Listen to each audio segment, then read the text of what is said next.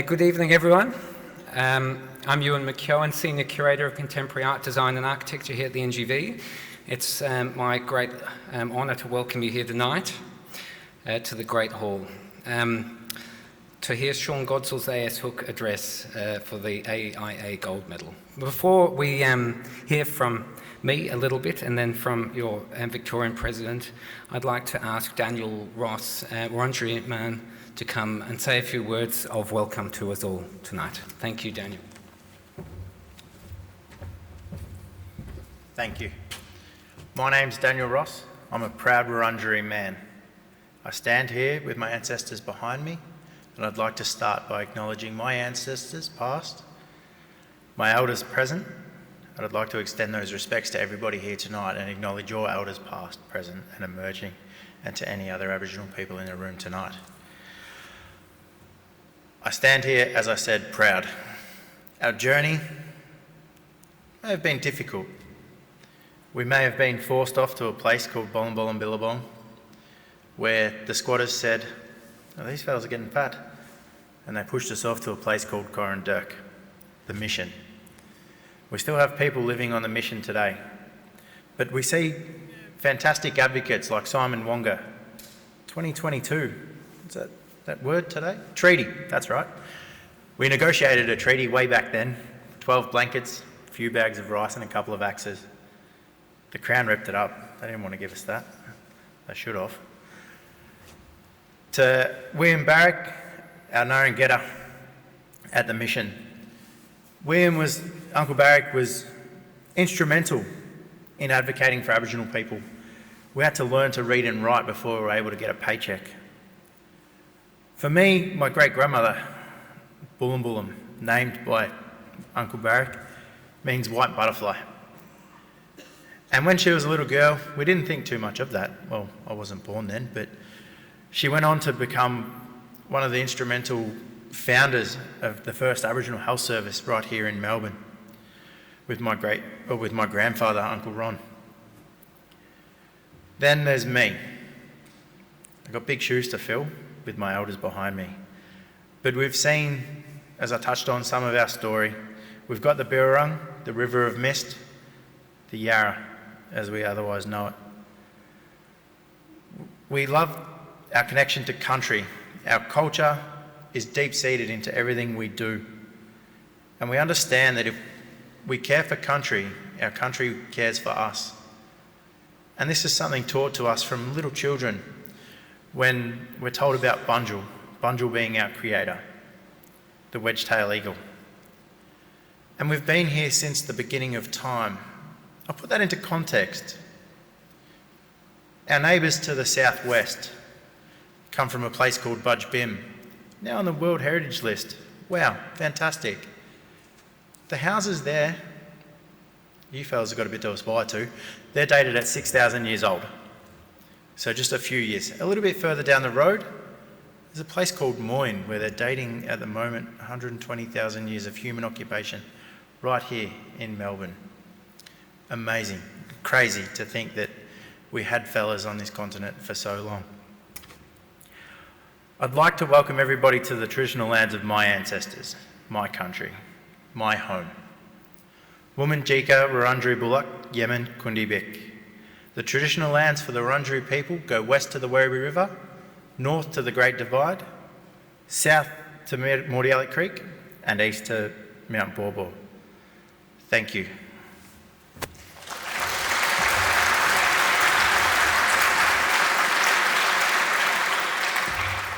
Daniel, thank you for your generous words of welcome. They're greatly appreciated. So quickly, just while I have you, on behalf of the Director of the NGV, Tony Elwood, who's currently travelling, I wanted to reiterate the NGV's commitment to the Australian architecture community and the practice of architecture more broadly. It has been very fortuitous to work this year with the Australian Institute of Architects to host this A.S. Hook address here in this great room. It is such a fitting place to gather to listen to ideas about the contribution that architecture can make to Australian culture or how it can make a difference to our lives and society more broadly. Since establishing the NGV's Department of Contemporary Design and Architecture in 2015, the gallery has worked hard to find opportunities to engage the public in conversations about architecture. We've done this through exhibitions, workshops, talks, our annual Architecture Commission competition program. Through all of this, we've sought to present architecture that is thought-provoking, accessible, and engaging for broad audiences. In this context, it is in October we present a solo exhibition with Mexican architect Tatiana Bilbao. In her installation, Dirty Clothes Are Washed at Home, Bilbao produces a large concrete communal wash basin and a collaborative textile made during public workshops held in Mexico City, Berlin, and Melbourne to draw attention to the enduring inequalities surrounding domestic work in contemporary society. In November, we will open the 7th annual NGV Architecture Commission and Newman and Kelvin Sang's evocative reinterpretation of the Parthenon on the Acropolis, a scale replica of the Hellenic architectural icon built on the ruins of Taylor Knight's Pink Pond behind me. And in early December, we will open an exhibition on the NGV Contemporary Design Competition. The intention of the exhibition is to acknowledge and celebrate the design ideas of all 8 teams who participated in either Stage 1 or Stage 2 of the NGV Contemporary Competition. In presenting the exhibition, the NGV and the Victorian Government seek to respectfully represent the significant amount of work, time, and thinking that all teams contributed to the competition process. We also believe that the competition, being focused on Australian practices, at last marks an important moment in Australian architectural culture, a moment worth reflecting upon together and recording for posterity. As such, the exhibition will be accompanied by a printed catalogue published by Euro. That's probably enough from me, so now I'd like to hand over to David Wagner, Victorian Chapter President of the Australian Institute of Architects, who will introduce our speaker, Sean Godsell. Thank you.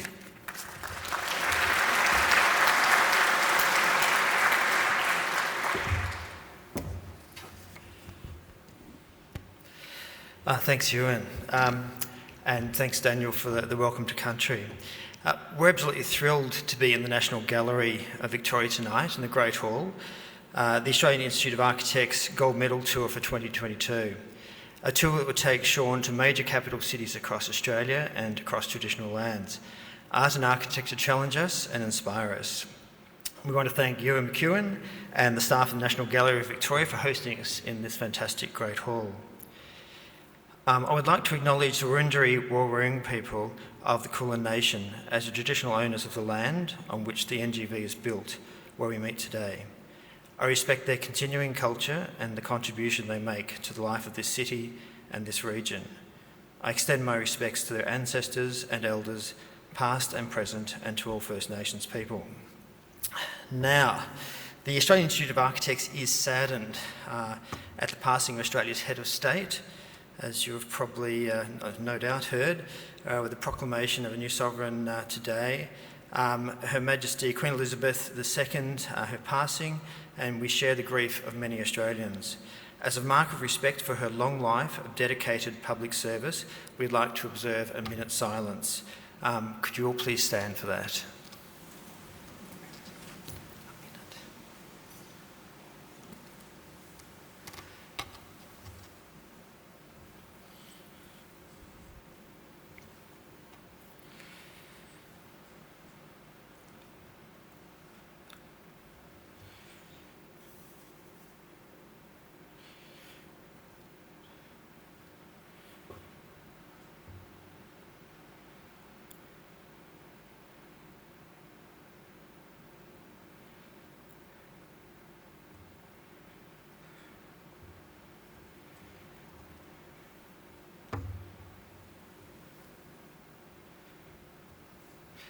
Thank you. Now, a moment of housekeeping. There'll be an opportunity for questions at the conclusion of the address. And in lieu of handing around the traditional microphone, we've made it very simple for you to ask questions. We're using the Slido application, which probably many of you have used in the past. The web link will be shown on the screen. So please head to the address at the appropriate moment once we're through the address, and you can enter your questions into the Slido application. However, for those who haven't switched their mobiles off or mobiles to silent, could you please do that now so that doesn't interrupt the presentation?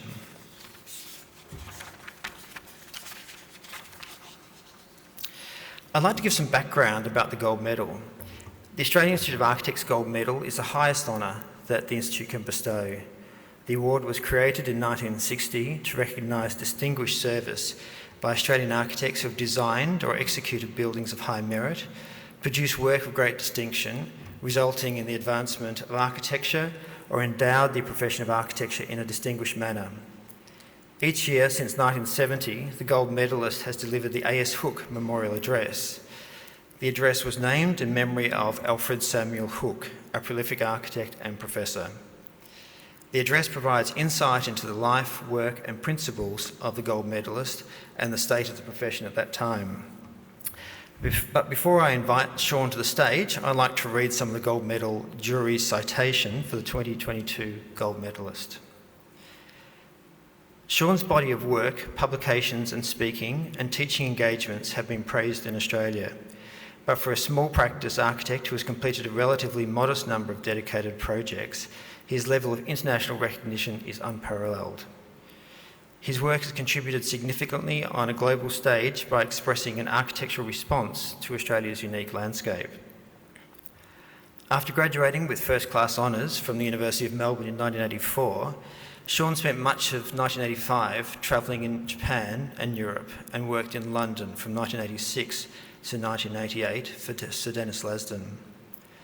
He returned to Melbourne and in 1994 formed Sean Godsell Architects.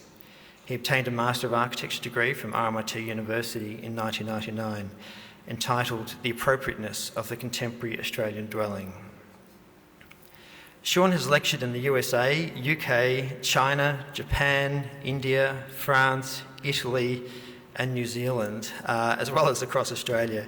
He was a keynote speaker at the Alvar Aalto Symposium in Finland in July 2006, and his work has been published in the world's leading architectural journals.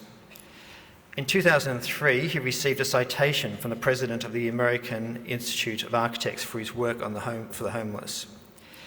His future shack prototype was exhibited from May to October 2004 at the Smithsonian Institute's Cooper Hewitt Design Museum in New York.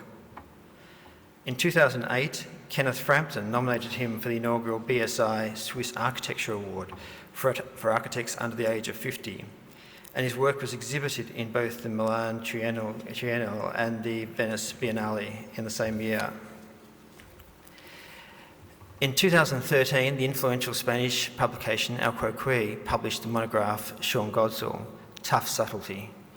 In 2013 and 2014, he was visiting professor at the IUAV WAVE workshop in Venice.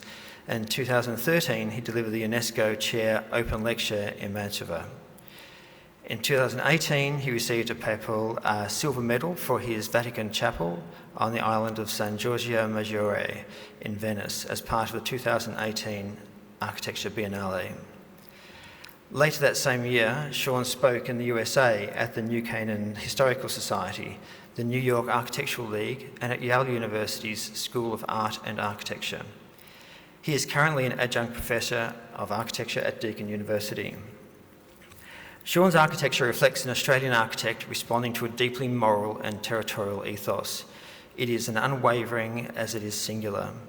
His projects constitute an assembly of intricate detail, free of expectation. His work is at once personal, rigorous, and relevant, and each project is envisaged from its specific context.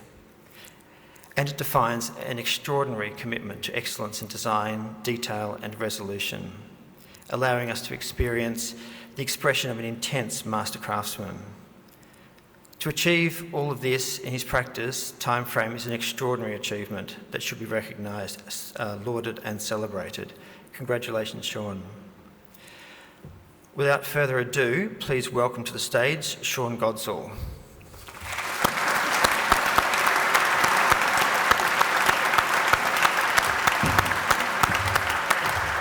But before we hear from Sean, the gold medal. So I was a bit worried how tall he is, but I think I'll make it. So congratulations. Thank you, David.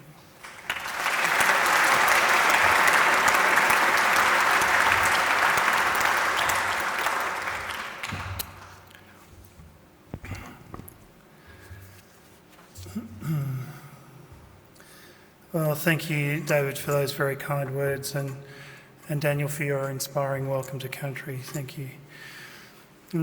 There are many people to thank tonight before I get started. The Institute of Architects, obviously, and their team who've worked tirelessly to make tonight happen. And of course, Bosch, our sponsor, thank you for your support, not only for this evening, but for the whole gold medal lecture tour. It's an absolute privilege to get to speak in the Great Hall, so thank you to Tony Elwood and his team at the NGV, led by Ewan McEwen. Thank you for helping make this happen. One of my agendas for this gold medal tour has been to work with the Institute to help reconnect our profession with the country's major art institutions via the tour. I spoke a few weeks ago at the National Gallery in Canberra and will be at the Art Gallery of New South Wales soon enough. And I hope that future gold medalists can also share in the privilege of speaking in these great Australian galleries, and that the relationship between art and architecture is bolstered by this annual event for years to come. There are also many friends and colleagues, as well as a number of clients, current and former, and of course family here tonight. So thank you all for coming out on what used to be known in our house at least as a school night. I'll do my best to be as brief as possible. However, tonight is obviously my hometown talk and the official AS Hook address for 2022. So if I digress occasionally in the next 40 minutes or so, please forgive me. So let's go. I think this works, there we go. A great opportunity is yours. The occasion confronts you. The future is in your hands. Will you accept the responsibility or will you evade it? That is the only vital question I have for you. Do you intend or do you not intend? Do you wish or do you not wish to become architects to whose care an unfolding democracy can entrust the interpretation of its material wants, its psychic aspirations? The Louis Sullivan quote from a lecture that he gave at the Architectural League in New York in 1900 had been written out neatly by my father, David, when he was an architecture student in the 1950s. I found it tucked away in the back of The Natural House by Frank Lloyd Wright, which sat alongside An American Architecture, also by Wright, on the bookshelves of our house in Beaumaris. On the bookshelves of our house in Beaumaris. The quote was placed intentionally, I guess, in a page headed Advice to the Young Person in Architecture. And the first piece of advice went something like this: whatever you do, make sure you build your first buildings as far away from where you live as possible. I'd say that's very wise advice indeed. The Beaumaris house was designed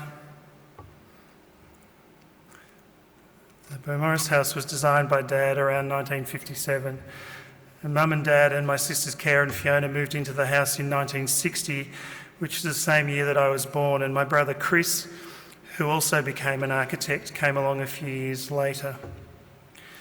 To say then that I was born into architecture is probably no exaggeration.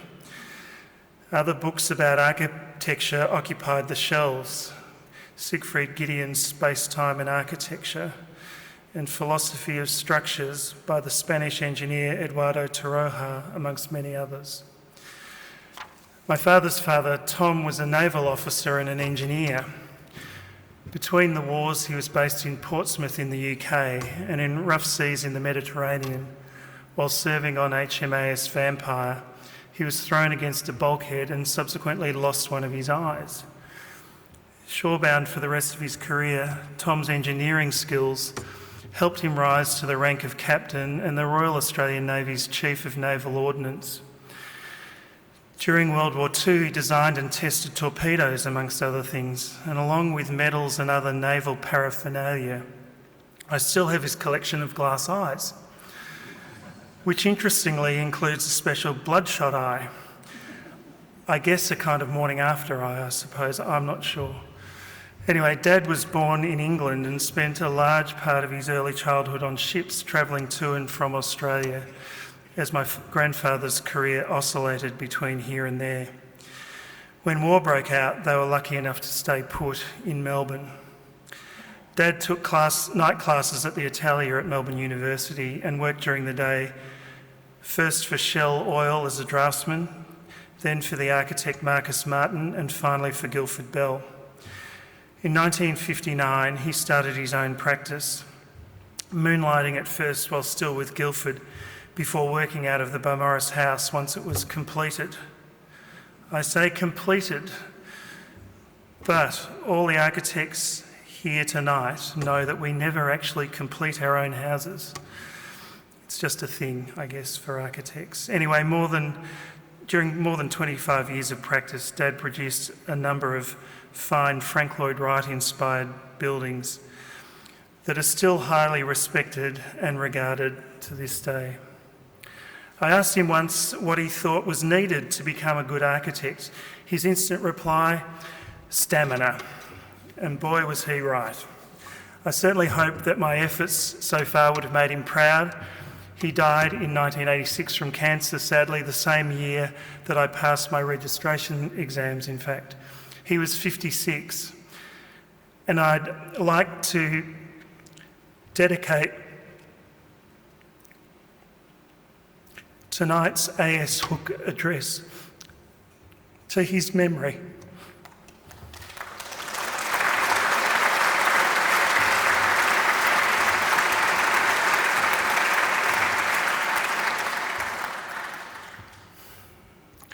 I can reassure you all that, tempting though it is, I've avoided the indulgence of any more autobiographical stuff tonight.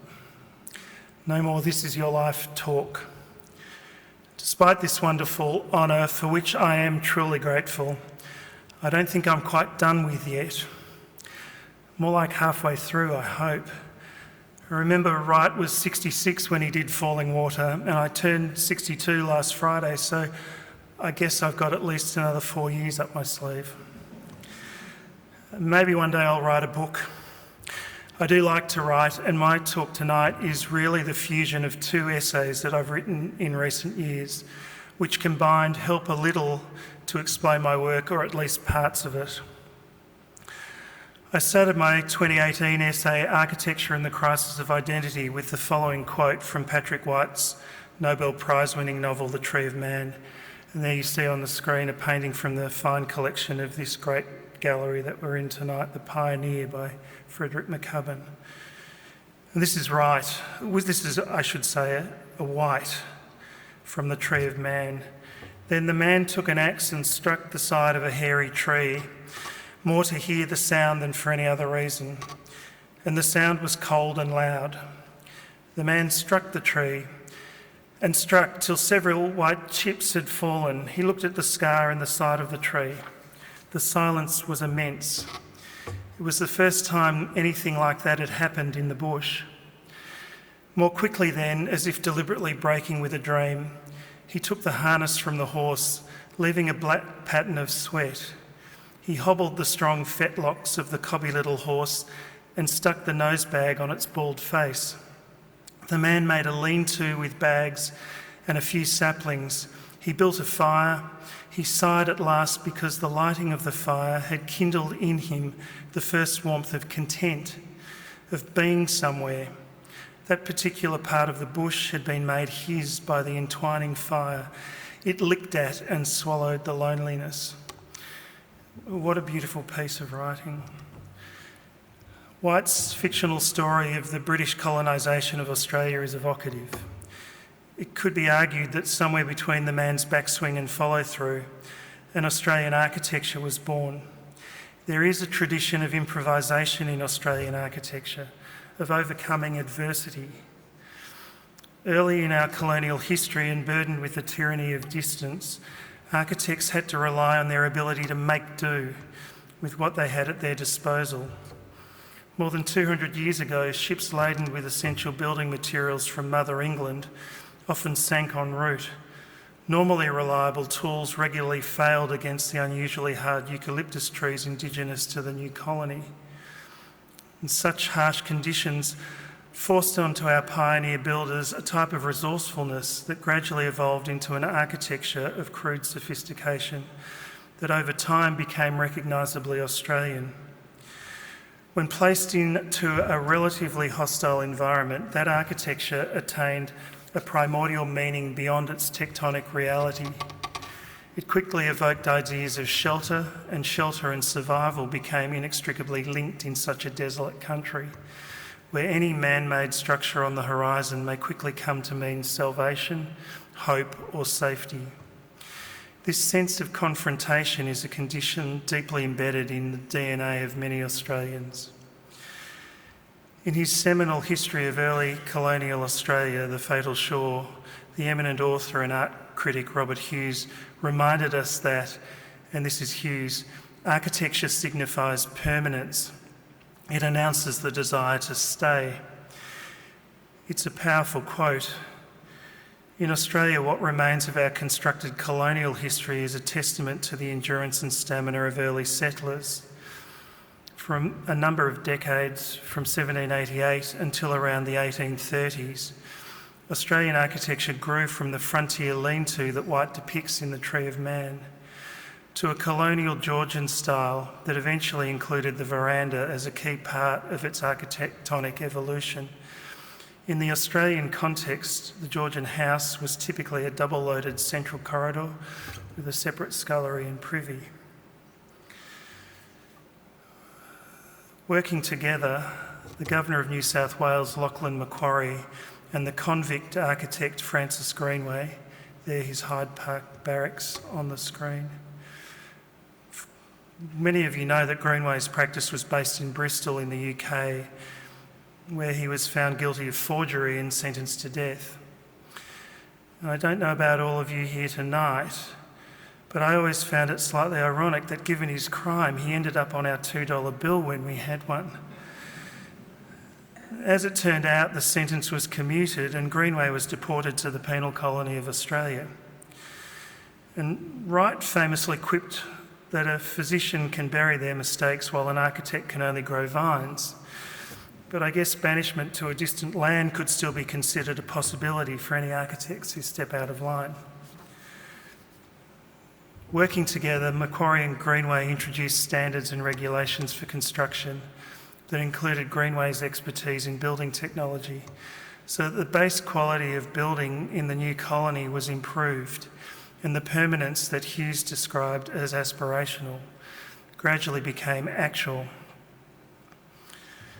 Australia's regional reality makes us an integral part of Southeast Asia, whose political, cultural and economic influence is now manifest in our daily lives. In fact, Australia has become a diverse mix of Indigenous, British, European, African, Middle Eastern and Asian cultures, all of which continue to build upon and contribute to the traditions of our First Nations and our early colonial history. This mix broadens the current cultural base that architects draw upon, not only in terms of the history of the region, but also in the routines and rituals of everyday life. Our ever-increasing awareness and growing comprehension of our First Nations culture provides an important thread in this tapestry. Such a dynamic and diverse moment in our history also causes some confusion and self-doubt. Who are we? Where are we headed? Most importantly, and in the context of tonight's talk certainly, what exactly is it that our architecture now represents? In our region, I think that the Australian colonial house, examples of which you can see on the left-hand side there, and the traditional Japanese house on the right are interesting to compare. Traditional Japanese houses of the early 19th century had divided plans, you can see on the right there, with spaces separated by sliding screens and walls. Like the colonial Georgian house on the left, they were wrapped in a climate-modifying device, a veranda, which both accommodated a number of ritualised activities and provided a buffer between inside and outside. Because of the divided nature of the plan of traditional Japanese houses, the veranda also served to link rooms acting as a kind of peripheral corridor. Early on in my career, I became quite interested in verandas as they have existed for centuries, both autonomously and simultaneously between two completely separate cultures bound by a single region. I guess my work over the past 30 years or so has, in part at least, been an investigation into these similarities and differences. In fact, I adopted this investigation as a starting point for my practice, in the belief that an architecture would emerge that might eventually come to represent the unique and complex Australian condition. In the past, I've described the Q House, which I designed in 1996, as a hybrid of Eastern and Western cultures. This is my own house. My wife Anne-Marie and I still live there, and our son Jack, who's now grown up and as a physician, was raised there. And there they are. And of course, they're here with me tonight, as they have been pretty much all the way through all the highs and lows of my career, and through thick and thin. Their unwavering support has been everything, really, so thank you both for making sure that I always keep both feet squarely planted on the ground, and for just putting up with me. While still a derivative work in some respects, Q House definitely became the basis of the more mature work of my office. There's a lot going on in this quite deceptively simple building. The floor plan is one space divided by sliding panels, and the section used in modern Western architecture to articulate space is deliberately absent. These two gestures, combined with the use of recycled timber floorboards and Corten steel, are arguably anti-modern. The 7-metre long kitchen table is a deliberately exaggerated gesture. At the time, I described the kitchen table as the altar of the Australian family, a place to prepare and eat food, read the paper, plan the next holiday, argue, debate, congregate, entertain. It symbolises the informality that is the Australian way of life. Every subsequent house that I've designed positions the kitchen table as the heart of the home. The Q House's shade skin, made of industrial walkway grating and inspired by the French architect Jean Nouvel, was to become a precursor to some more rigorous research into the veranda and how it might be reinterpreted. Verandas are interesting because they're fluid by definition, unlike programmed space, kitchens, bathrooms, bedrooms, and so on. Verandas are unprogrammed and adaptable. In Australia, verandas are sometimes used as sleep-outs in hot weather. People dine out on the veranda or sometimes enclose it with insect screens, as you can see on the left, or glass to make a sunroom. Verandas are therefore a place to sit, to play, to sleep, to eat, to live, and they tend to wrap themselves around the traditional Australian house in a protective way, providing shade and shelter. In the traditional Japanese house on the right, the veranda is a transition space, unprogrammed and yet functional, that can be used for flower arranging, tea ceremonies and so on. It acts as a buffer, mediating and modulating external and internal temperatures and activities. In the Carter Tucker House, which I designed in 1998 as a weekend house by the beach for the photographer Earl Carter and his partner Wanda Tucker, my goal was to invert the veranda, to internalise unprogrammed fluid space and to abstract the shading capacity of a traditional veranda roof into a shade skin. Sadly, Earl can't be here tonight. He's on a shoot in Sydney for the whole week, but I can't let this opportunity pass by simply saying thank you to Earl for 30 plus years of photographing my buildings. He's just been fantastic to work with over all that time.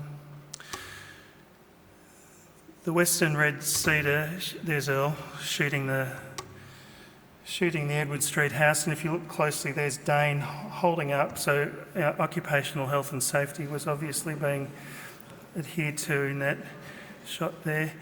The Western Red Cedar shutters on this house are operated by Earl and Wanda to nuance their building, filling and emptying it with light.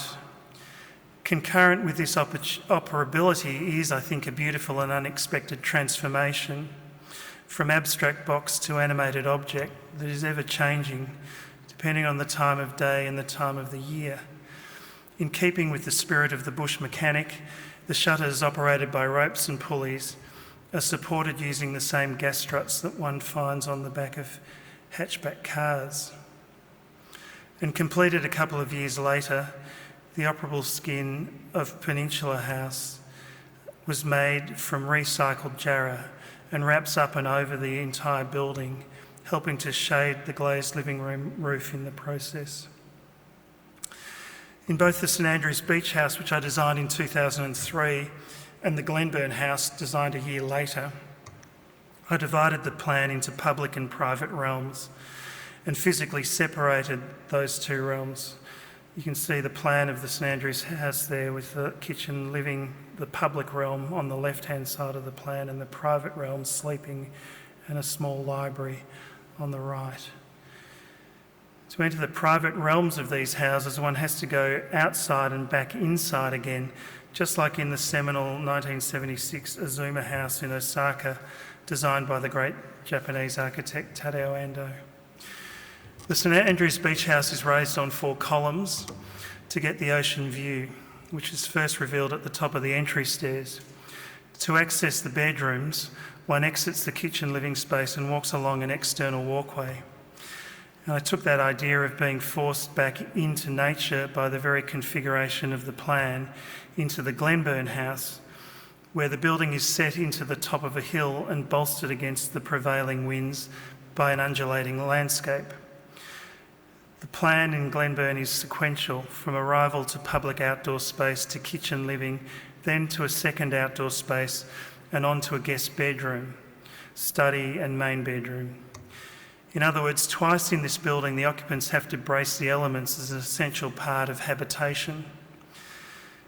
At the time, I thought of this gesture as regenerative. Both projects are weekend houses whose role, in part at least, was to rehumanise their owners after a week of office-bound, climate-controlled living. This is achieved by the direct correlation of architecture and nature, so that self-contemplation becomes unavoidable. On another level altogether, though, the two buildings couldn't be more different. Glenburn was the first building we designed under the then new requirements for energy rating as a compulsory component of obtaining a building permit. While our clients for both houses were committed to good environmental design, Glenburn rated off the scale. Solar power and hot water, rainwater harvesting, split mullions, insulated double glazing and under-slab insulation, recycled timber. The building was future-proofed for geothermal and partially embedded into the ground on the windward side to utilise the earth as an insulator and help tip prevailing winds up and over the structure. Designed nearly a decade later, the house on the coast, which I designed at the end of 2014, grapples further with that notion of architecture-induced self-awareness. It is, at the request of the client and as a result of advances in technology, a more sophisticated building than its predecessors, particularly in terms of its interconnectivity. It's a weekend house that can be accessed in a variety of ways via a smartphone, courtesy of the internet. User interface functions include facade operation, heating, cooling, garden irrigation, security, music, solar power, electric car chargers, and so on. And in speaking about this house in a lecture in the United States in 2018, not long after it was completed, I made reference to Le Corbusier's famous statement from Verzine Architecture, made a century ago, that a house is a machine for living in, when I described the house on the coast as a house as a device for living with. And more recently, the idea of a smart parasol has emerged in my work, beginning with the greenhouse, designed in 2013, and including the 2014 M Pavilion, and the House in the Hills, designed in early 2015. Each building has an operable parasol roof, and this idea has continued to evolve in buildings that are on the drawing board right now in the Middle East and the United States, as well as here at home.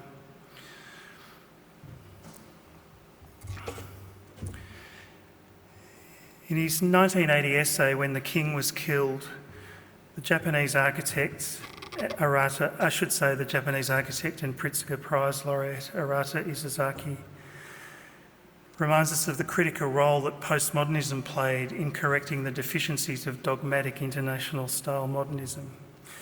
And this is Isozaki from that essay. The king was to be killed swiftly. Surely it is true that in the 1960s modern architecture, the king was seen to have contradictions in its internal development. While various antagonistic propositions were accumulating, anti-modern architecture was reduced to becoming merely a phenomenon of fashion. Once the dam is broken, there comes a deluge. This could be given the name of any easy catchphrase, such as postmodern or what have you. But because the deluge came too early, the king was not fully put to his end. Even though his breathing has been severely restricted, he is fully able to resurrect. Of the many isms, such as vernacularism, formalism and historicism, each has had sufficient impact to colour modernism. It is the fact that modern architecture once was related to all of them, assimilated each in turn, changing its form to appear as it would. Each succeeding change seems more decisive than the previous. But what will be the outcome? Well, I think that's a good question. I think my work attempts to apply the vocabulary and techniques of modernism to the realm of regional conventions, local environmental conditions, and the rituals of ordinary everyday life. So to answer, in part at least, Isozaki's question posed more than 40 years ago now, two more isms that have impacted modernism are regionalism and environmentalism, and both are relevant to my work. In the past 20 years or so, globalisation has caused architecture to become homogenous, where the very cultural considerations that make architecture possible, history, tradition and local conditions, have become abstracted and amorphous. The international style modernism that Isozaki called the king was not dead after all. In the case of Australia, or case of architecture in Australia at least, this problem is magnified by, and in all likelihood linked to, the current questioning and reappraisal of our colonial beginnings. And under this crisis of identity, architecture can quickly cease to have any legitimate or meaningful role in society, and the zeitgeist quickly finds itself foundering in a sea of thoughtless sampling. I started my essay, Local Architecture, with this quote from the Italian philosopher Italo Calvino's 1985 lecture, one of his 6 memos for a new millennium. And philosophers in the audience will know that Calvino only managed to complete 5 of his 6 memos before he died at a very young age. I think he was 54.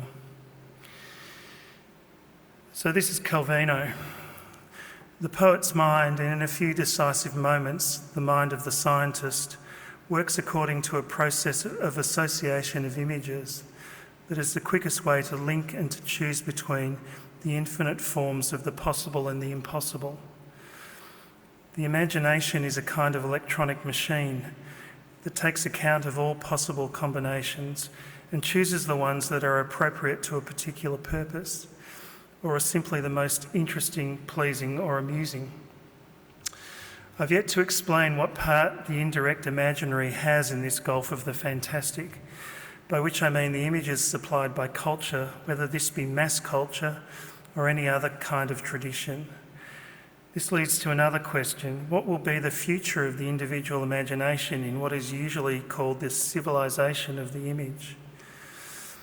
Will the power of evoking images of things that are not there continue to develop in a human race increasingly inundated by a flood of prefabricated images? At one time, the visual memory of an individual was limited to the heritage of his direct experiences and to a restricted repertory of images reflected in culture. The possibility of giving form to personal myths arose from the way in which the fragments of this memory came together in unexpected and evocative combinations. We are bombarded today by such a quantity of images that we can no longer distinguish direct experience from what we've seen for a few seconds on television. The memory is littered with bits and pieces of images like a rubbish dump, and it is more and more unlikely that any one form among so many will succeed in standing out. Remember, Calvino wrote that in 1985. His prescient view of the World Wide Web is sobering. In a recent conversation in my office, the observation was made that everything in architecture is starting to look the same. It's an alarming comment. Calvino's prophecy, it is more and more unlikely that any one form among so many will succeed in standing out, has come true in an era of online appropriation that is rampant and largely unchecked. My office tries to offer a little resistance to this situation. We go about making buildings in a particular way that is quietly considered, and my long-time associate Hayley Franklin and I work hard to ensure that each project is given equal attention and that each is developed more or less the same way, regardless of scale. And Hales is here, of course, tonight with her partner Marty and some of her friends and family, and she started in the office way back in 1997 as a student. And now, 25 years later, she's an integral part of the success of my practice. If our profession kept a record for the architectural equivalent of hardball gets, then I think Hales would be on top of the list. Her work ethic and professionalism and calmness in the face of adversity are exceptional, and clients and colleagues here tonight who know her know what a pleasure she is to work with, even in the most demanding of circumstances. She does so much great work for me, and as well along the way has also served our profession admirably on both state and national practice committees. She's still an examiner to this day at the Registration Board here in Victoria and an examination question writer for the Architects Accreditation Council of Australia. Her tireless efforts help ensure that I get to do my best possible work most of the time, and that the buildings we do are done properly and thoroughly, and for that, Hales, I am extremely grateful, so thank you.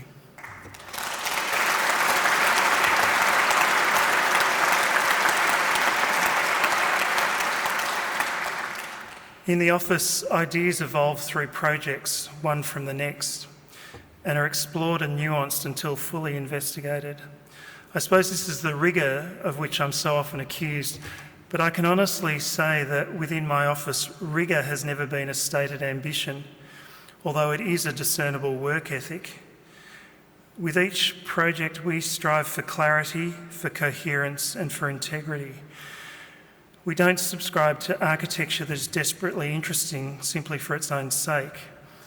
We do strive to make each building somehow a little better than the previous one, and most of the time, I think we manage to achieve this goal.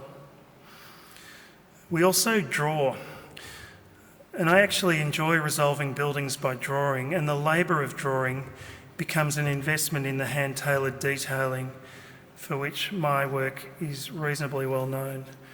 Those drawings are some of the working drawings of the little greenhouse that I showed earlier. The RMIT Design Hub, which we designed in 2007, mounted a case for a form of critical regionalism. This evolved into what I eventually called critical environmentalism, where our response to the problem of the environment was local and matched local climate realities. I think as a profession, our global response to climate change is most meaningful when handled locally rather than by cure-all panaceas that in the case of architecture more often than not result in formulaic outcomes. Many of you know that the fundamental proposition behind the Design Hub lies in its capacity to be updated and nuanced over the coming decades as off-grid technology evolves, so that the building eventually powers itself And I don't think this is an overly ambitious goal.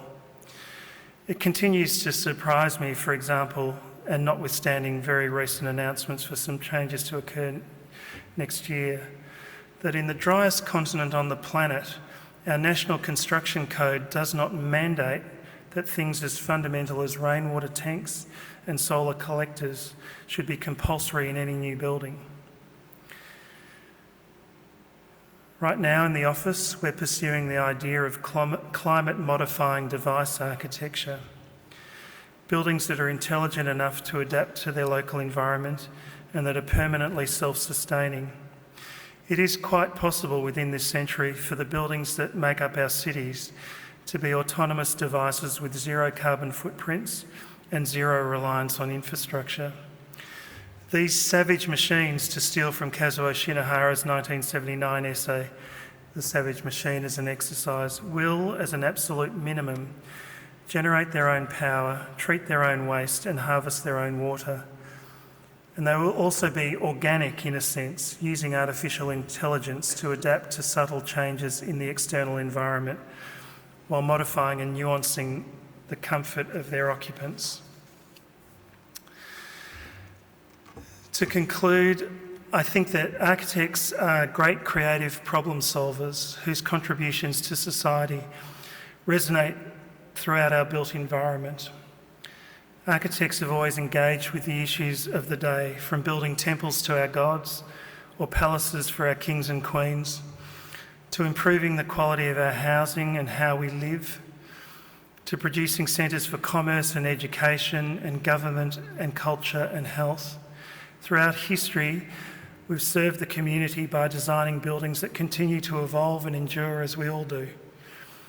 And now we architects stand at the front line of the battle with climate change, ready and willing and able to continue to help make the world a better place where we can.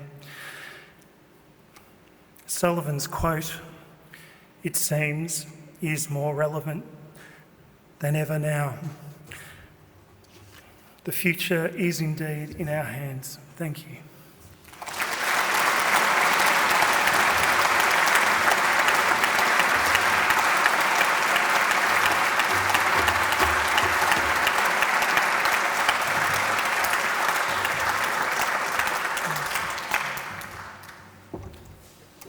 Thanks, Sean, for a wonderful dissertation and a great explanation of some remarkable work. Much appreciate that, and we've really enjoyed hearing from you tonight. What we have now is an opportunity for some questions. So the team will put up the Slido information. Yes, you can see that there. And that will actually enable you to, come up quite here, that will enable you to ask some questions. So while you're busy typing away, I'm sure you're much faster at typing than I am, I thought I'd just start with a question for Sean. Philip Goat has written that your buildings make a claim for timeless and mentioned your statement that they continue to stand strong against the chattering tides of images. Your comment that they continue to stand strong against the chattering tide of images and instantaneity that characterise our age. Your forms are generally bold and sculptural, and we've seen plenty of examples tonight. How do you intertwine this sort of sense of movement through space, sculptural form, and how do you sort of get your head around it? I mean, you're looking at a brief and you've got this great idea, but somehow you've managed to perfectly entwine program and movement through it. How's that for a question? That's a PhD. I don't know.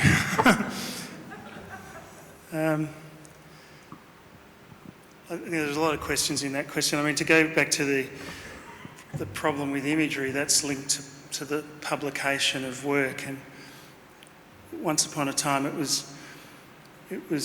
a triumph to get published because there are only a few architectural journals, and to be approached by a journal to publish a work was a big deal. And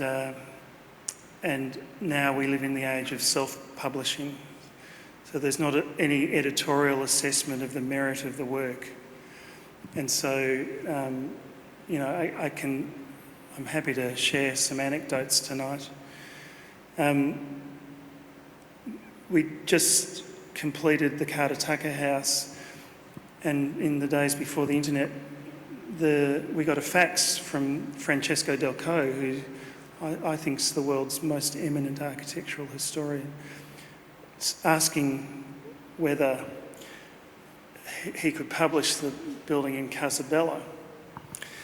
And in those days, we used to play jokes on each other. When we worked in offices, we'd ring somebody to tee up a beer, and we'd ring and the receptionist would answer, and we'd say, "Look, it's Peter Corrigan on the line.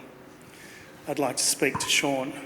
So I just figured this was a stunt someone was playing on me, and I didn't take it seriously. And I got a reasonably angry letter about a month later from Francesco saying, "You didn't answer my fax, here's a letter."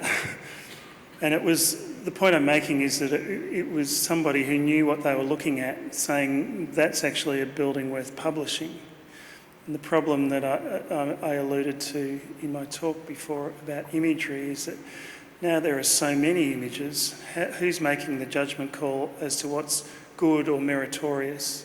It's not about style, it's not important. What makes that work significant or stand out? And that's one of the problems that we have in the digital age. See how I avoided the rest of the question? No, that was perfectly answered, Sean. Wonderful. Now, I'm also conscious you've had the most remarkable architectural upbringing, and you referred to it early on, with your father and your brother both being architects. But you also worked for Dennis Lasdon over in England, and he undertook and generated some remarkable buildings, which I'm sure we're all aware of as well. That must have been an amazing experience. What did you learn from that experience in London?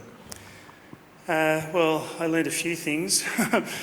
It was like working for Dad's Army when I went there, because I was about the youngest in the office by about 30 years. The guy that sat at the drawing board ahead of me, Jack Howard, had studied at the AA and had his final year studio critted by Frank Lloyd Wright. That's the kind of era that we're talking about. And Dennis had been part of the engineers during World War II and had landed on the beach just after D-Day and had notoriously knocked out a couple of people in the office for disagreeing with him. So he was someone to be wary of. But can I tell a Dennis story that sums up what a delightful guy he was? People don't know his relationship with Australia was very strong. His grandfather ran a tobacconist business in Australia and patronised Streeton and McCubbin and other members of the Heidelberg School. And Dennis had in his home certainly a Streeton, I remember seeing, and a number of cigar box lid paintings. So he had an affection for Australia. But I was working on a competition. That's what young architects used to do. We'd go overseas, work and try and work our backsides off. And I was working on a competition for La Casa più bella del mondo, the most beautiful house in the world in Italy, and in my own time. And I was falling behind and I wasn't happy with anything I'd designed. And I had snuck the drawing of the competition under the drawings that I was doing for Dennis, and they were window details or something. It was pretty boring. And I was quietly peeling back the drawings and working away. Anyway, suddenly I heard, "Is that one of ours?" And Dennis had snuck up behind me and leant down into my ear and boomed at me. And I said, no, Dennis, it's not. And he said, "I want you to come and see me in my office at the end of the day." And I thought, I'm going to get the sack. So I packed up everything and went up there, and he said, "What were you doing?" And I said, "I'm working on a competition, I'm running behind." And he said, "If you ever do that, anything like that again in the office, you're out. Do you understand?" I said, "Yes." He said, "Now, tell me about this competition, and if you'd like, I'll crit you through the process." And what an amazing response. What a beautifully generous thing to do. So we were quite close, and he was a guy that dealt with the Smithsons, with Siam. He'd met Corb. He'd lived the life of a modernist, and was just a fantastic person. Thanks for Sean. We're actually starting to get the questions coming through now, which is wonderful. The first one I've got here is, in a conversation published in El Croquis, you mentioned that architects should take more risks. In retrospect, would you have taken more risks, less, or the same? Well, I think it was Bernard Schumi who said, to follow architecture's first rule, you have to break it. And we're living in a terrible time of risk aversion at the moment. And one of our jobs as architects is to question and to find other ways. That's how we advance society. And if we're not prepared to do that, if we're too afraid to do that, then we're not doing our job. And so risk is a risky word. An unintelligent, reckless risk is stupid, and we can't do that. An intelligent, well-considered risk should be pursued so that we can affect change. Sometimes risks are taken and there's failure, and we have to be prepared to fail. And one of the mantras in the office that we talk about is JFK's Rice University talk in the States, in Texas, in I think it was 1959, 60, something like that, where he said, we choose to go to the moon and do the other things not because they're easy but because they're hard. Well, if we stop doing that as a profession, then we've got a much bigger problem to deal with, I think. Okay, thank you. We've got another question here. Warwick's got a question. I'd love you to share the story of how you received the commission for your fantastic chapel on San Giorgio Maggiore. Was it a call from an archbishop? No, it was the Pope. So I mentioned Francesco Delco before, and he and I have become great friends, and he co-curated that exhibition with Michele Forti. And the story about that commission's interesting because it was for the Vatican, and the Vatican was directly involved. And Delco and the people of Venice decided that the island of San Giorgio Maggiore had a garden that was closed to the public that could be opened with a temporary exhibition, and the agenda initially was that Delco would invite 10 architects from around the world to each design a temporary chapel, that when the Biennale from 2018 was over, the chapels would be redeployed into the middle of Italy, which had suffered an earthquake and had lost a number of its chapels. So that was a great proposition. And so we received an invitation from the Vatican to participate, and Delco orchestrated it all. But there's a couple of really good stories there. I don't know how much time we're allowed to tell stories. Be here as long as we can get away with. Okay. How is that? Is Ewan, that's okay? So we were told we could use any material we liked as long as it was Rhine zinc provided by Zinc Tech, a local Italian company. And I said, can we do anything other than Rhine zinc? Not a material that I use particularly. You can do anything other than Rhine zinc as long as it's Rhine zinc supplied by Zintec. So we said, okay, I wanted to do a bell tower. You know, anyone who's been to Venice knows how beautiful they are. You can do anything but a bell tower with bells in it. So in the end, we took the bells out and kept the tower, but we were running behind time, and I had to go over there for like a 72-hour trip to meet the builder and the engineer and our friends, the architect of record who did last year's M Pavilion. map studio. Anyway, we're in a meeting. It's a very civilised way to have a meeting in Italy. You start with a nice leisurely breakfast, a coffee, you roll into lunch, you have a few chats, you roll into dinner, and sometime in between there you do the work. And Francesco looked at me at one point in the meeting and he said, "You're looking concerned." And I said, "Well, I'm not sure that we're going to get this thing over the line, you know." He looked at me and he said, "Sean, don't worry. We've been doing this for 2,000 years." And of course they did do it, and it was reasonably successful, I think. But it was a fantastic opportunity. And before I worked for Lasden, I had accepted a job offer in Foster's office, whose work I think is fantastic. And architects who know how much Foster and Rogers and Piano changed building for all of us. They introduced that idea of systems and a systems approach. But anyway, I'd written there, they'd said come over, I had an interview, they said, you know, great, yeah, can you come back on Thursday when the partner in charge is going to talk to you about your salary and, you know, conditions and so on. I said great, so I came back on the Thursday and I had a meeting.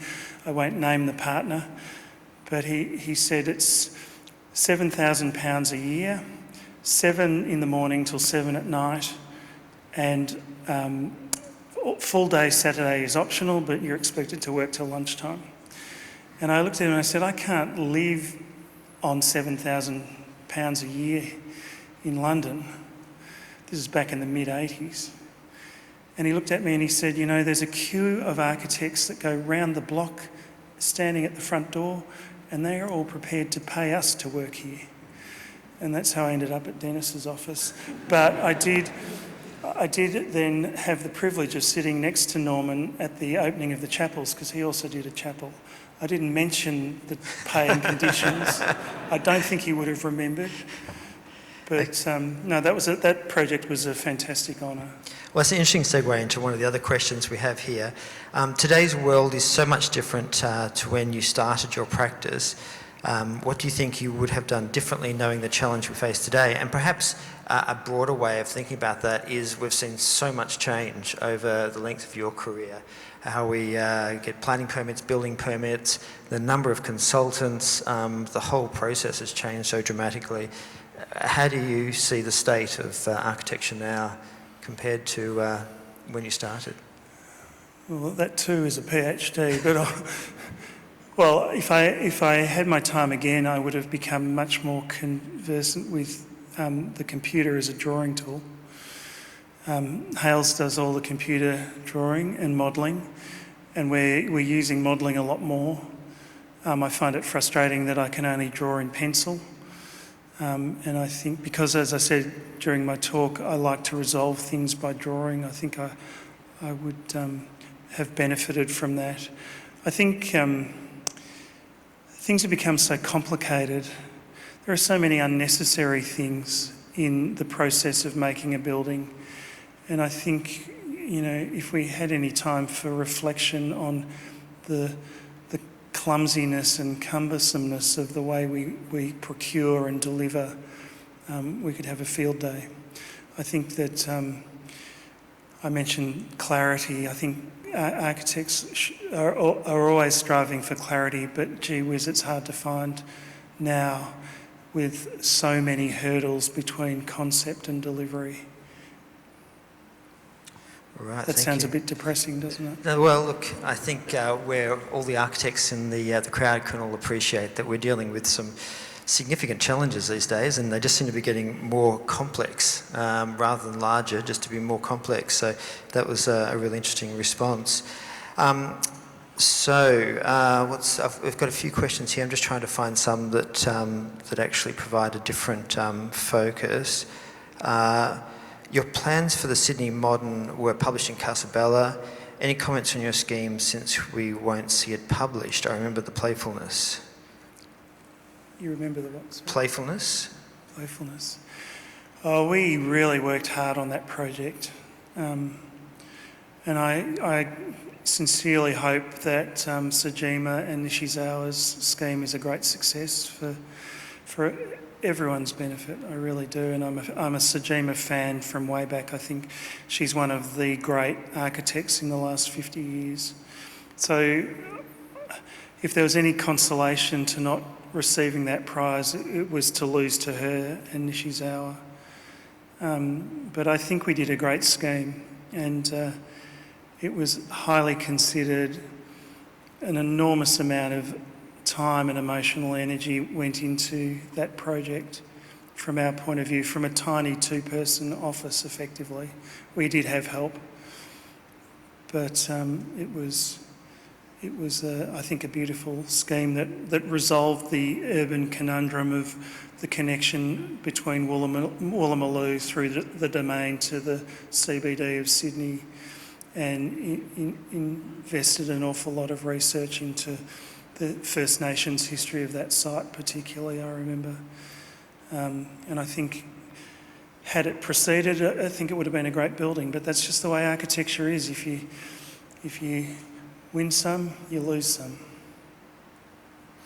Thank you. Okay, well, we've probably got time for one or two more questions. Just looking at this,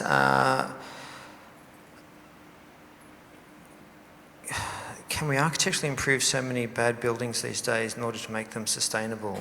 I think that's more a question on how, and you mentioned in your lecture, your address, about sustainability and how with each building you've been gradually improving that in terms of sustainability and the detailing of the actual design. How can we actually collectively progress the sustainability discussion? I mean, there's obviously an NCC, National Construction Code, commentary, and we've seen the Ministers' Forum in the last week, I think, actually put forward the 7-star NASA's requirement for future houses. How do you think we should be pushing this line, this argument? It is a complex line. That's probably a complex question in that respect, but have you got any comments on that? Well, I think any architect who's not looking almost exclusively at climate right now is missing the point. That's the great issue of our age. And to go back to that Sullivan quote, that's our job. We observe what's going on at the time. We can't be sentimental about the past, and we can't be silly about the future. We have to understand that right now that's an issue that we're all faced. And architects have a role there because we're responsible for the built environment. So if we can aim at, for example, zero carbon footprint buildings, if we can aim at buildings that are exclusively autonomous and off-grid, then we'll get there eventually because of what I said before about our role as risk takers. So if you think about the design hub, I had a meeting with Margaret Gardner, the Vice-Chancellor, and she said, look, we need solar on the building. I could tell you a lot of the environmental things in that building that people aren't even aware of, but let's just talk about the solar. And I said, Margaret, if we put photovoltaics on that building, they'll be dated within a decade or two, and then we'll have an outdated looking building. Why don't we put smart skin in the building that can act as a shading device initially and that can be upgraded over the coming decades as research into solar technology evolves? And the particular agenda there was non-direction specific solar collectors. And there's research going on now at Oxford, at MIT on that very thing. So that was an investment in the belief that humans confronted with a problem like climate change will overcome the problem, in that case through good design. And so, that takes a client with courage and vision and an architect prepared to make that idea manifest. And so I think as a profession, play a vital role there, and more so. The part of the reason why we're talking about climate modifying device architecture now in my office is because I feel like we need to get really ugly about it for a while and go away from the refinement of some of those early buildings into something that flexes its muscles more at the problem of global warming. And I think that's fantastic that we've got that opportunity. This is a really interesting time in the history of humanity. Yeah, and clearly looking at the mechanical activation of your buildings, the facades and the roofs. I mean, I personally find that quite amazing, the impressiveness of how that is actually operated. So that is in its own way, I suppose, part of an environmental sustainability approach where we're actually trying to engage with the exterior, with the landscape and bring that inside. Yeah, that's certainly part of it. There was an absolutely separate agenda associated with those first few buildings. And that was, Melbourne was in the midst of a really interesting period of postmodernism, and we had some incredible buildings being produced by local architects. And I didn't want to keep doing that, so I wanted to make a different noise. And I took it upon myself to set the problem of the box. So Wright and Korb argued about the box, and Wright argued for the destruction of the box, and he did that by cantilevering roofs and sliding volumes around. And Korb, meanwhile, produced the modernism that we all know. And so I set myself the problem of making the most basic plan and then trying to make it an interesting building. And every architect in the room knows the sheer terror as a student when you think you might have done something boring, and how the box is so hard to get away from because it can be so terrifyingly boring. And so that ability to nuance the box and to animate it, and not only that, but to have the occupant animate, changed that paradigm. And so those early projects that do that were doing it, yes, because you could nuance the ingress of light, but also they were an essay in the destruction of the box without resorting to the cantilever. And so that was me examining that historic reality. Well, look, thank you. I think perhaps we bring the question and answer to a close. It's been most remarkable. I think the last answer actually just really clarified just how sophisticated some of your thoughts and the scheme designs are. So thank you very much for all of those answers and to your presentation, which we've greatly enjoyed. I'd like to thank our hosts again, Ewan and the National Gallery, for allowing us to enjoy this lecture in this wonderful space, the AS Hook 2022 address. So finally, can we all put our hands together and thank Sean for a wonderful contribution. Thank you.